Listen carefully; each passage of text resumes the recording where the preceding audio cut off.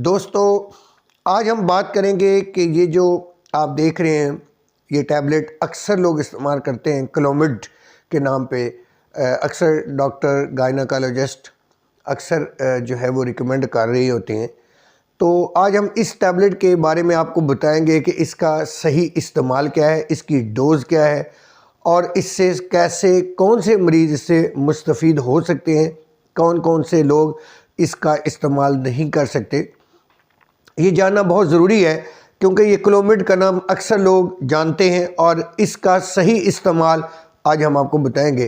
जी, ये जो क्लोमिड है जिसको आप बैकग्राउंड में जिसकी आप ये देख रहे हैं, ये क्लोमिड जो है इसके अंदर जो एक्टिव है जो उसका नाम है क्लोमीफेन सिट्रेट। क्लोमीफेन सिट्रेट जो है ये बड़ा कई सालों से ये साल्ट इस्तेमाल होता आ रहा है। ये हमेशा गायनेकोलॉजिस्ट जो डॉक्टर है वो हमेशा रिकमेंड करते हैं उन लोगों के लिए जिनको इनफर्टिलिटी होती है, यानी जिनको बच्चा नहीं हो रहा होता और बच्चा जो है उसकी कई वजूहात होने की वजह से बच्चा नहीं हो रहा होता, जिसमें PCOS की वजह से जिनको बच्चा नहीं हो रहा होता, जिनके मेंसेस जो पीरियड है वो इर्रेगुलर होते हैं, जिनको अपने जो पीरियड्स हैं उनका सही आइडिया नहीं रहता, उन लोगों के लिए डॉक्टर अक्सर जो है रिकमेंड कर रहे होते हैं। तो हम इसकी अगर हम क्लास की बात कर रहे हैं, ये कौन सी ड्रग क्लास से बिलोंग करती है।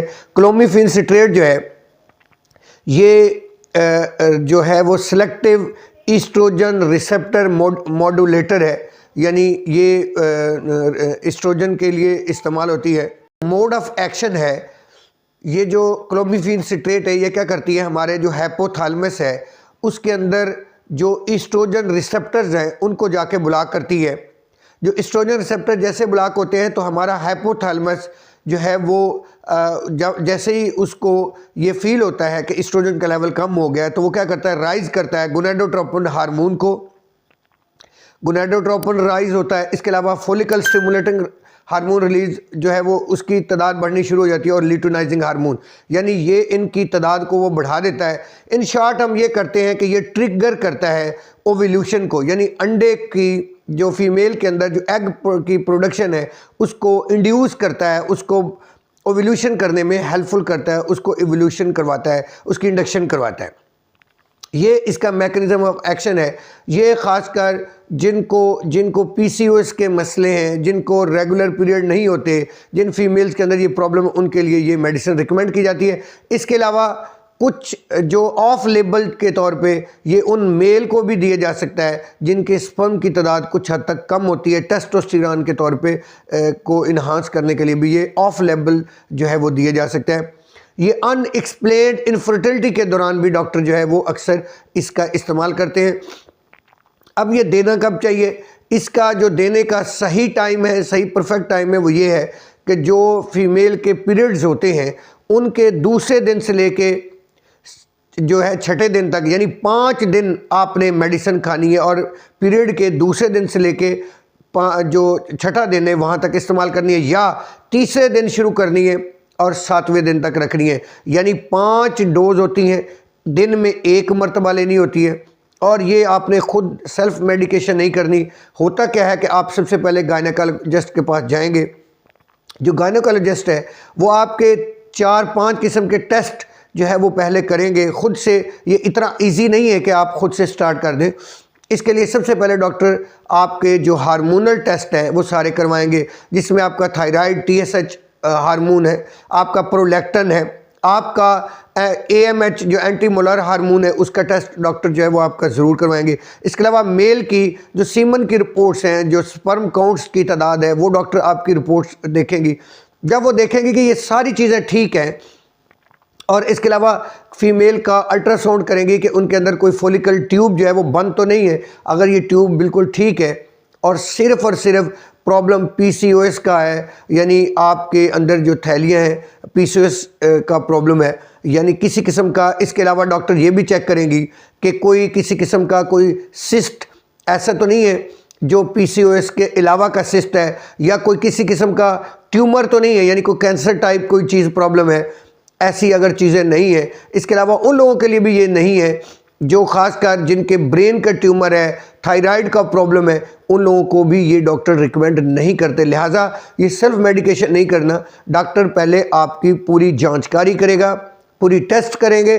टेस्ट करने के बाद जब ये सारी चीज़ें आपकी ओके हैं, सिर्फ इर्रेगुलर और पीसीओएस की वजह से आपके मेंसेस इर्रेगुलर होने की वजह से आपके जो है वो प्रेगनेंसी नहीं हो रही, हमल नहीं ठहर रहा, तो फिर डॉक्टर आपको रिकमेंड करेगा।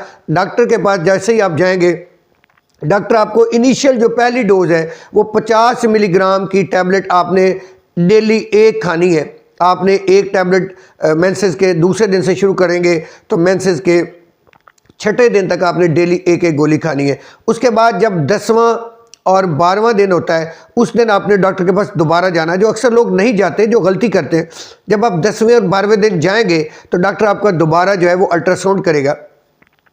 उस अल्ट्रासाउंड के अंदर डॉक्टर चेक करेगा कि क्या आपका फॉलिकल सैक जो है वो उसका साइज़ क्या है। अगर उसका साइज़ बढ़ रहा है, अगर आपकी ओव्यूलेशन हो रही है, तो सेम डोज जो है वो अगले मंथ भी डॉक्टर रिपीट करवाएगा।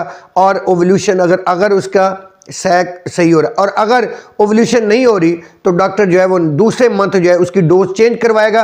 आपके सारे टेस्ट करने के बाद डॉक्टर नेक्स्ट दिन जो मंथ है उसमें आपको सेम दिनों में 2 से आपने मेंसेस के दूसरे से जो छठे दिन तक आप पहले 50 मिलीग्राम थी, अब आपने 100 मिलीग्राम के हिसाब से वंस डेली, यानी एक टाइम में लेनी है 100 मिलीग्राम, यानी या 2 गोलियां एक टाइम में ले लेंगे, या 100 मिलीग्राम की टैबलेट जो है वो आप हर रोज़ की 5 दिन आप इस्तेमाल करेंगे। सिमिलरली आपने दूसरे मंथ भी 100 मिलीग्राम के हिसाब से जब आप चेक करेंगे, फिर आपने 10वें और 12वें दिन डॉक्टर के पास जाएंगे। डॉक्टर आपका फिर अल्ट्रासाउंड करेंगे।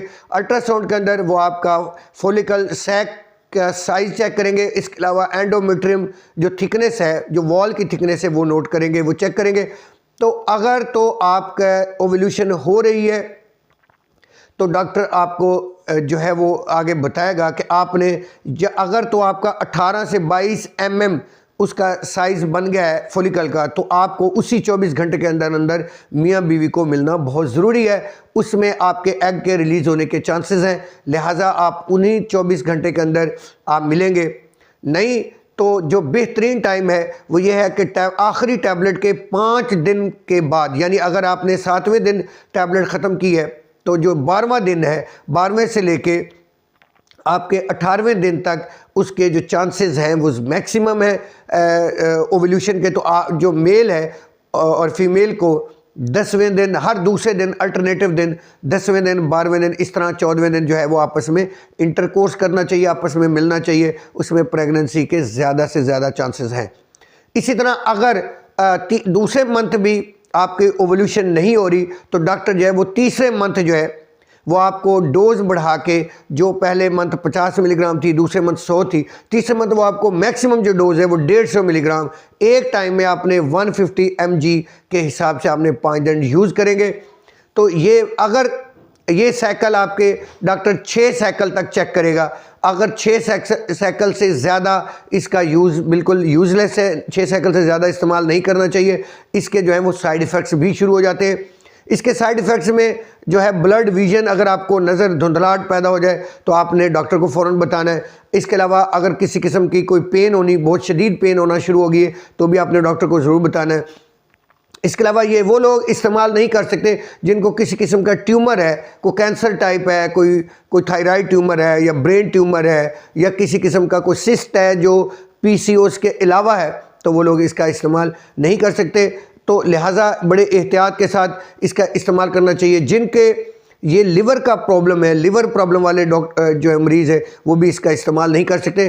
थायराइड प्रॉब्लम वाले लोग भी इसका इस्तेमाल नहीं कर सकते। पहले वो अपनी थायराइड को सही करेंगे, फिर डॉक्टर जो है वो इसका आपको इस्तेमाल करवाएंगे। तो लिहाजा बड़े एहतियात से इस्तेमाल करनी चाहिए। और जब ये टैबलेट आप इस्तेमाल कर रहे हो तो साथ अपने फॉलिकल जो है वो जो फोलिक एसिड है उसकी tablet 400 milligram once daily dose के हिसाब से आप साथ इस्तेमाल करेंगे। इसके अलावा और क्या करना चाहिए?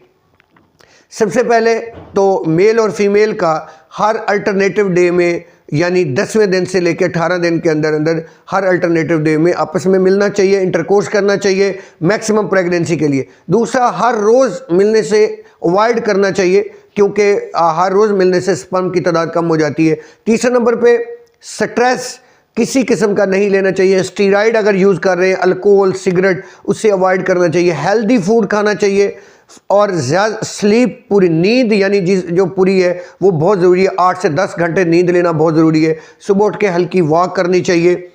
अच्छे मूड में रहना चाहिए। एंजाइटी, जो किसी किस्म की कोई चिड़चिड़ापन है, कोई टेंशन है, उसे अवॉइड करते हुए अगर आप इंटरकोर्स करेंगे तो ऐसे मैक्सिमम चांसेस हैं कि आपकी प्रेगनेंसी हो जाएगी। अच्छा, इस टैबलेट के इस्तेमाल से ट्विन बच्चों के होने के चांसेस भी ज़्यादा होते हैं, तो लिहाजा ज़्यादा मेडिसिन आपने इस्तेमाल नहीं करनी, क्योंकि इससे ट्विन बेबीज़ के ज़्यादा चांसेस हो जाते हैं, क्योंकि एग की प्रोडक्शन जो है वो इससे ज़्यादा एग रिलीज़ होने के चांसेस होते हैं। तो लिहाजा आपने डॉक्टर के हदायत के बगैर आपने कभी भी मेडिसिन नहीं इस्तेमाल करनी। और जैसे ही आप डॉक्टर के पास जाएं तो डॉक्टर की बातों को एहतियात से सुने, गौर से सुने, उस पर अमल करना है और किस किस तरह डोज़ लेनी है बिल्कुल उसी हिसाब से आपने उसकी डोज़ का इस्तेमाल करें। और जैसे ही डॉक्टर आपको बुलाते हैं आपने दोबारा उसका अल्ट्रासाउंड करवाना है, अल्ट्रासाउंड बिल्कुल करवाएं। आपने जो भी तब्दीली जिस्म के अंदर फील कर रहे हो वो आपने डॉक्टर को ज़रूर बतानी है। जैसे ही इसके अलावा जब ओव्यूलेशन का टाइम होता है तो आपके बॉडी का टेम्परेचर भी थोड़ा सा बढ़ जाता है। इसके अलावा म्यूकस, इसके अलावा जो सर्वाइक्स है उसके अंदर भी चेंजिंग आनी शुरू हो जाती है। तो ये जो चेंजिंग है ये आपको बताती है कि आपका ओव्यूलेशन का टाइम आ गया है।